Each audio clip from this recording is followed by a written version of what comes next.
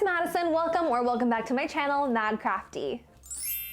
Today I'm going to show you how to make really simple, so simple that you probably don't even need a tutorial on how to do it. You can just kind of look and do it, but I'll show you the really quick way to make heart fairies. So here we go. So I got these heart felt stickers from the Dollar Tree.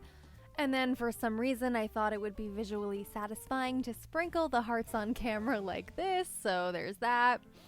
And the best part about these hearts, you don't need glue. They're already sticky, so you just have to easily peel the back off.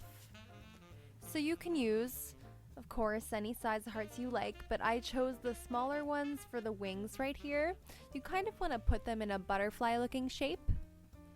Then I am taking a smaller red heart and I'm just going to stick that down at the top.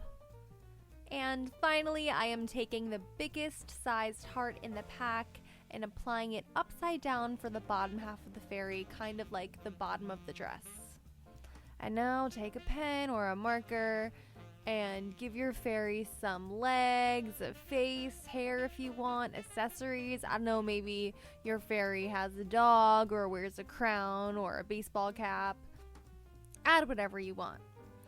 Here she is up close, and here's another one I did with different sized hearts. They look sort of quirky, which I love because I am also a bit quirky myself. So yeah, I think these would make a really cute Valentine's Day card.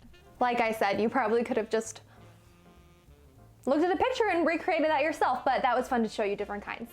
Anyway, thank you so much for watching. If you enjoyed the video, I would love if you could hit the like button and subscribe to see more fun crafts. Maybe I'll do some more Valentine's Day things. And yeah, that's all I have to say. You can find me on Instagram and TikTok at madcrafty, and I will see you next time. Bye!